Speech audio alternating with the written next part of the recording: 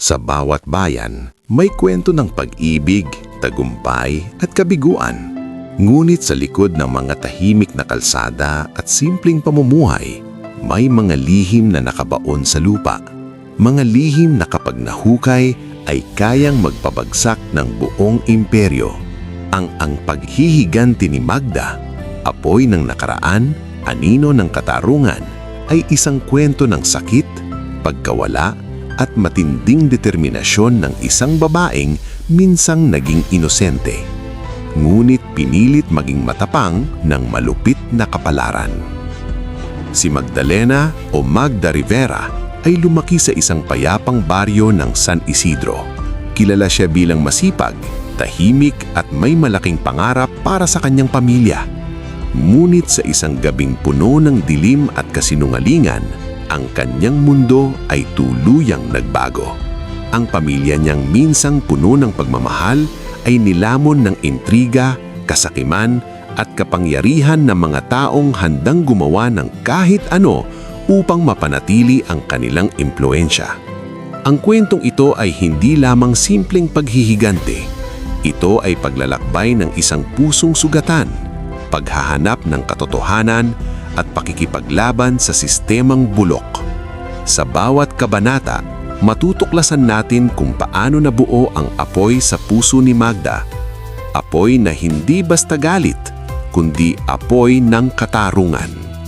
Ngunit habang lumalalim ang kanyang paghihigante, unti-unti niyang matutuklasan na ang galit ay may kapalit. May mga taong masasaktan, may mga relasyong masisira, at higit sa lahat, may posibilidad na tuluyan niyang mawala ang sarili sa dilim na kanyang nililikha. Hanggang saan ang kaya mong gawin para sa hustisya? Kailan nagiging kasalanan ang paghihiganti? At posible pa bang makahanap ng kapayapaan matapos ang lahat? Ito ang kwento ni Magda, isang babaeng hindi piniling maging mandirigma, ngunit pinilit ng mundo na maging isa.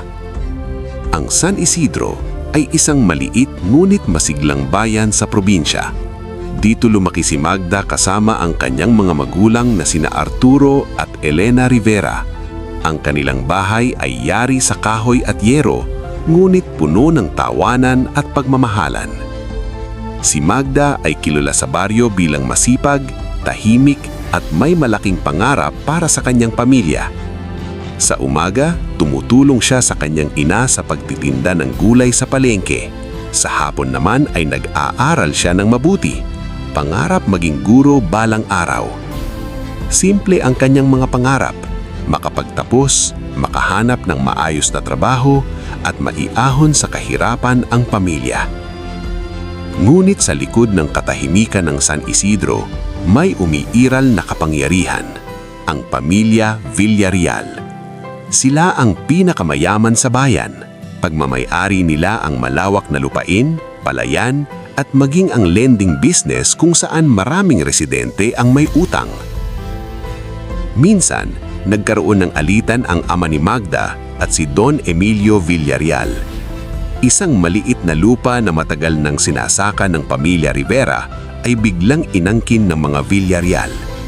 Ayon sa kanila, may hawak silang titulo. Ngunit alam ni Arturo na iyon ay minana pa niya sa kanyang ama.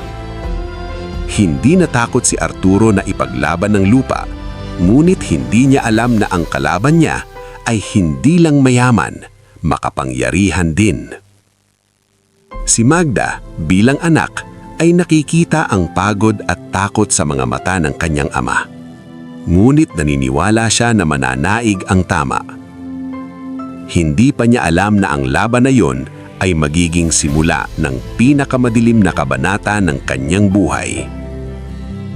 Isang gabi habang mahimbing ang kanilang pagtulog, may kumatok ng malakas sa kanilang pintuan. Mga armadong lalaki ang nasa labas. Walang paliwanag, walang awa. Pinilit nilang palabasin si Arturo. Sa harap ng kanyang pamilya, binugbog ang kanyang ama. Sumisigaw si Elena. Nanginginig si Magda. Ngunit walang makialam. Ang mga kapitbahay ay takot. Walang gustong kalabanin ng mga Villarreal. Kinabukasan, natagpuan si Arturo na wala ng buhay sa gilid ng ilog. Doon nagsimulang magbago si Magda. Ang lamig ng umagang iyon ay tila sumasalamin sa nagyeyelong puso ni Magda. Sa harap ng kabaong ng kanyang ama, unti-unting nawawala ang kanyang dating inosenteng pananaw sa mundo. Ang hustisya na inaasahan nila ay tila ilusyon lamang din. Sinubukan nilang sumampa ng kaso. Ngulit ang pulisiya ay tahimik. Ang mga testigo ay umatras. Ang ebidensya ay nawala. Ang mga Villarreal ay nanatiling nakangiti sa gitna ng kanilang mansyon.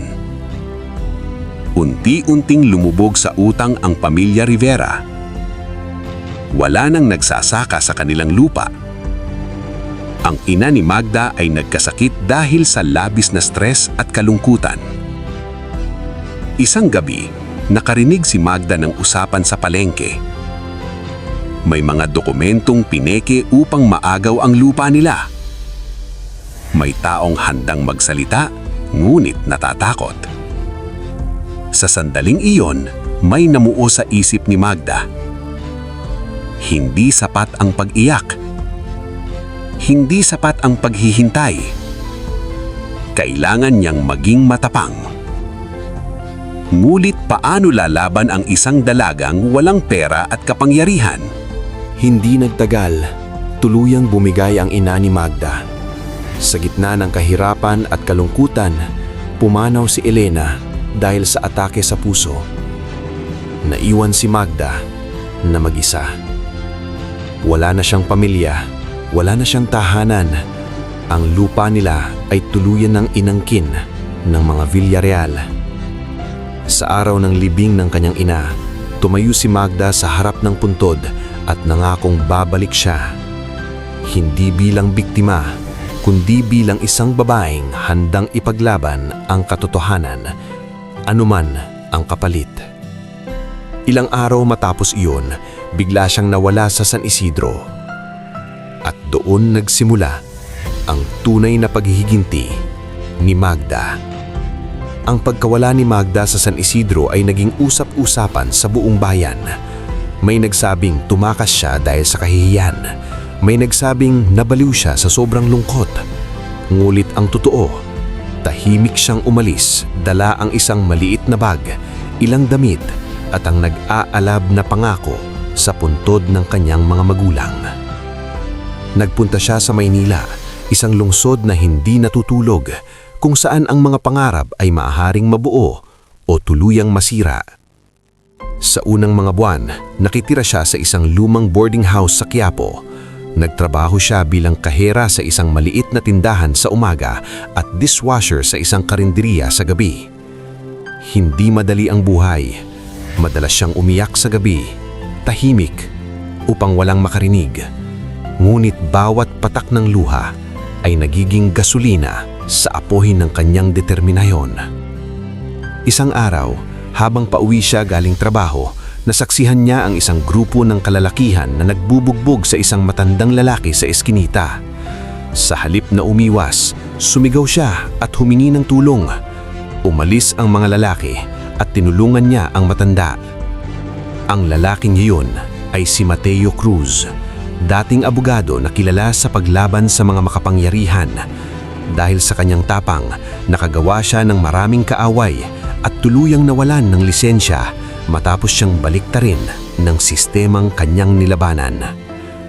Nang marinig ni Mateo ang kwento ni Magda, nakita niya sa dalaga ang parehong apoy na minsan ding nagliyab sa kanyang puso. Iminungkahi niyang turuan si Magda, hindi lamang tungkol sa batas, kundi kung paano gumagalaw ang mundo ng kapangyarihan at pera. Doon nagsimula ang pagbabago ni Magda. Sa umaga, nagtatrabaho siya. Sa gabi, nag-aaral siya ng batas, dokumentasyon at stratehiya. Tinuruan siya ni Mateo kung paano magbasa ng kontrata, kung paano hanapin ang butas sa mga legal na dokumento at higit sa lahat, kung paano maging matatag sa harap ng takot. Unti-unting namuo ang bagong Magda. Mas matapang, mas matalas at hindi na basta-bastang malilinlang. Lumipas ang 5 taon.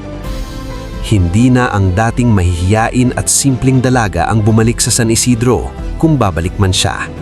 Magdalena Rivera ay isa ng lisensyadong legal consultant at may sariling maliit na firm sa Maynila. Hindi siya abogado, ngulit eksperto siya sa land disputes at corporate fraud. Sa tulong ni Mateo, nakabuo siya ng koneksyon sa loob ng munisipyo at Registry of Deeds. Tahimik siyang nag-iipon ng impormasyon tungkol sa pamilya Villarreal. Natuklasan niyang hindi lang ang lupa nila ang inagaw, marami pang magsasaka ang nabiktima ng peking titulo at sa pilitang bentahan. Ngunit dahil sa takot, walang gustong sumalita. Isang gabi, nakatanggap siya ng email mula sa isang hindi kilalang address. May kalakipitong scanned copies ng mga dokumentong nagpapatunay na pineke ang titulo ng lupa ng kanyang ama. Ang nagpadala? Isang dating empleyado ng Villarreal Group na nangangalang Ramon. Sa puntong iyon, alam ni Magda, panahon na para bumalik. Ngunit hindi siya babalik bilang Magdalena na anak ng magsasaka. Babalik siya bilang Magdalena Rivera, ang babaeng kayang sirain ang imperyo mula sa loob. Pagbalik ni Magda sa San Isidro, tila walang nagbago. Ang parehong plaza, ang parehong simbahan, ngunit mas grande ang mansyon ng mga Villarreal. Tahimik siyang bumili ng maliit na bahay sa kabilang baryo. Hindi niya iganib ipinakilala ang sarili. Sa halip, sumigal siyang makipag-usap sa mga magsasaka. Isa-isa niyang kinausap ang mga dating nawalan ng lupa. Sa simula, takot ang nangingibabaw, ngunit nang ipakita niya ang mga dokumentong hawak niya, unti-unting nagbukas ang kanilang loob. Natuklasan ninang may underground deal ang mga Villarreal sa isang malaking kumpanya sa Maynila. Balak nilang gawing commercial complex ang buong palayan ng San Isidro. Ibig sabihin, mas marami pang mawawalan ng kabuhayan. Sa tulong ni Ramon, nakakuha siya ng access sa ilang lumang file na itinago sa isang lumang bodega sa likod ng hasyenda. Sa ilalim ng alikabok at kahon, naroon ang mga orihinal na titulo, patunay ng panlilinlang.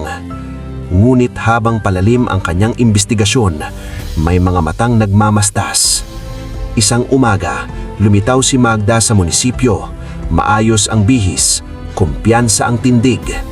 Direktahan niyang hinarap ang registrar at nag-file ng motion para sa reinvestigasyon ng ilang titulo.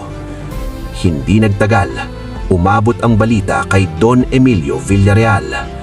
Nagkita silang muli matapos ang maraming taon, ngunit ngayon, hindi na takot ang nasa mata ni Magda.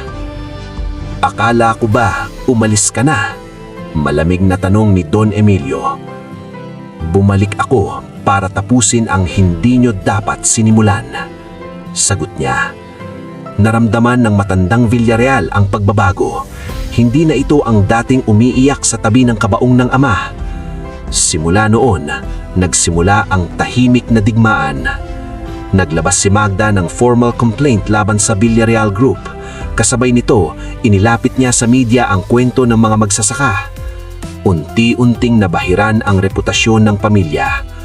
Nag-umpisa ang investigasyon mula sa probinsyal na opisina, ngulit hindi magpapatalo ang mga Villarreal. May mga pagbabanta, may mga pagnanakot. Isang gabi, may nagtangkang pasukin ang bahay ni Magda. Ngulit handa siya. Naka-install ang CCTV, may security system, at higit sa lahat, may kakampi na siya. Hindi na siya nag-iisa. Habang lumalakas ang laban, dumarami ang sumusuporta kay Magda.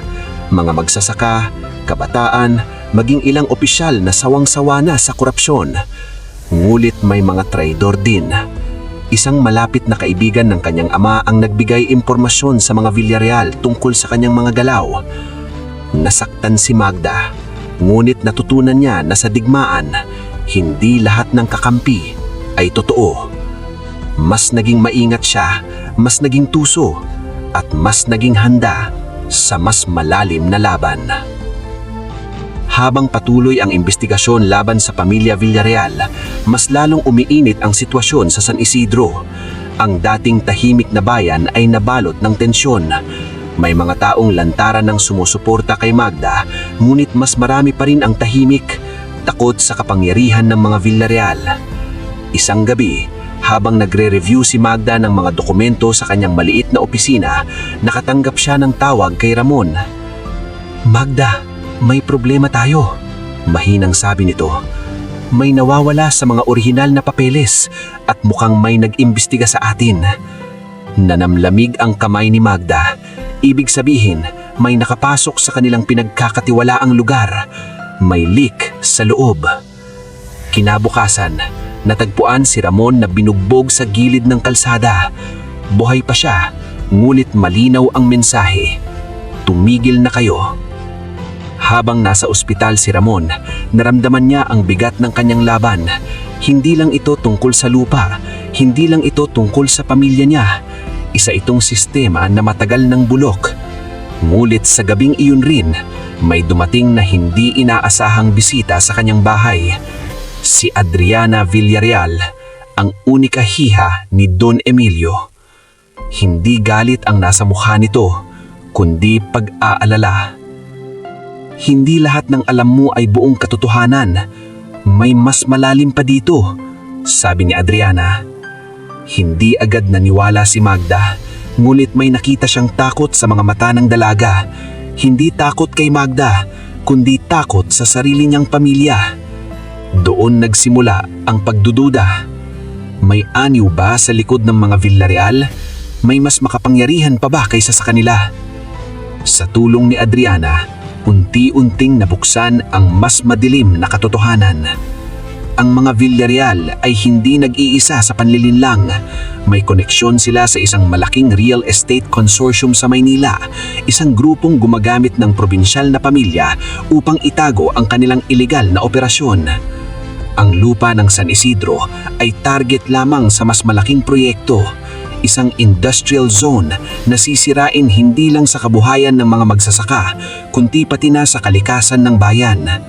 Mas lalo pang nabigla si Magda nang malaman niyang may kasunduan noon ang kanyang ama kay Don Emilio. Hindi para ibenta ang lupa, kundi para protektahan ito laban sa konsorsyum. Ang bugbog at pagpatay kay Arturo Rivera ay hindi simpleng galit o paghihidanti. Ito ay babala sa sinumang hahadlang. Sa puntong iyon, nagbago ang pananaw ni Magda.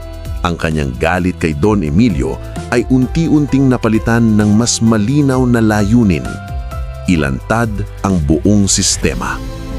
Ngunit hindi madaling kalabanin ng isang sindikato na may koneksyon sa politika at negosyo.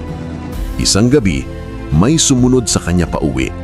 Nakaligtas siya dahil sa mabilis na pagresponde ng ilang kabataang sumusuporta sa kanyang kampanya.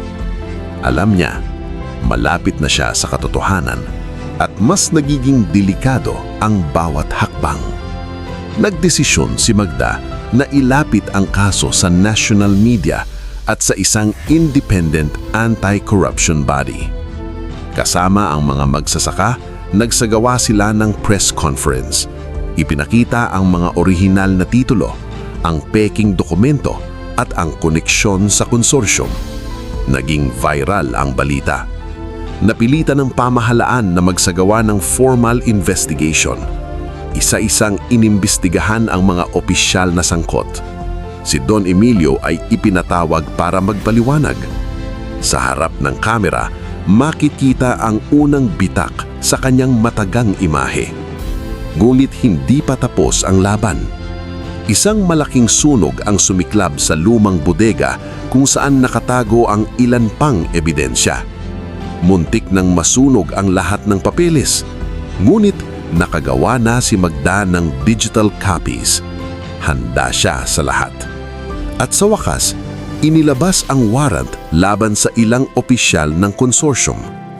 ang imperyong matagal nang nakatayo ay nagsimulang gumuho. Sa gitna ng tagumpay, bumisita si Magda sa mansyon ng mga Villarreal.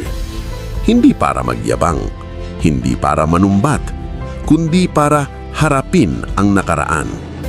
Matanda at mahina na si Don Emilio. Hindi na ito ang dating makapangyarihang negosyante. Anong gusto mo? Tanong nito. Matagal inisip ni Magda ang sagot. Gusto ba niya ng paghihigante? Gusto ba niyang maramdaman ni Don Emilio ang parehong sakit? Ngunit sa paglipas ng panahon, napagtanto niyang ang tunay na paghihigante ay hindi ang pagsira ng tao, kundi ang paglalantad ng katotohanan. Hindi ko kailangan ang pagbagsak ninyo. Sabi niya, ang kailangan ng bayan ay hustisya. At sa unang pagkakataon, nakita niyang nagsisi ang matandang lalaki. Hindi sapat ang pagsisisi upang burahin ang nakaraan, ngunit sapat ito upang magbigay ng linaw sa puso ni Magda.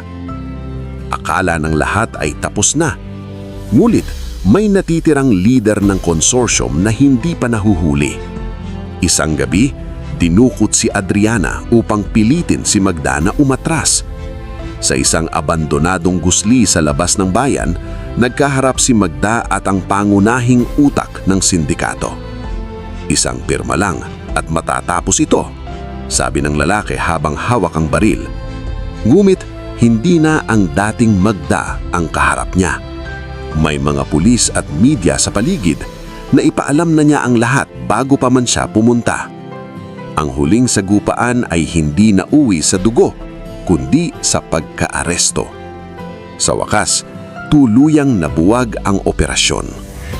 Lumipas ang ilang buwan, unti-unting bumangon ang San Isidro. Naibalik ang ilang lupa sa mga magsasaka, naitigil ang industrial project at nagsimula ang mas malinaw na sistema sa munisipyo. Si Magda ay muling bumisita sa puntod ng kanyang mga magulang. Hindi naggalit ang nasa puso niya. Hindi na apoy ng paghihigante ang nagliliyab sa kanyang dibdib, kundi apoy ng pag-asa. Naiintindihan niyang ang paghihigante ay maaaring magsimula sa galit, ngunit ang tunay na katarungan ay nakaugat sa katotohanan at tapang. Hindi niya maibabalik ang kanyang ama at ina, ngunit nabigyan niya ng boses ang mga taong matagal ng tahimik. At sa huling pagtanya sa palayan ng San Isidro, alam niyang hindi siya naging perpekto.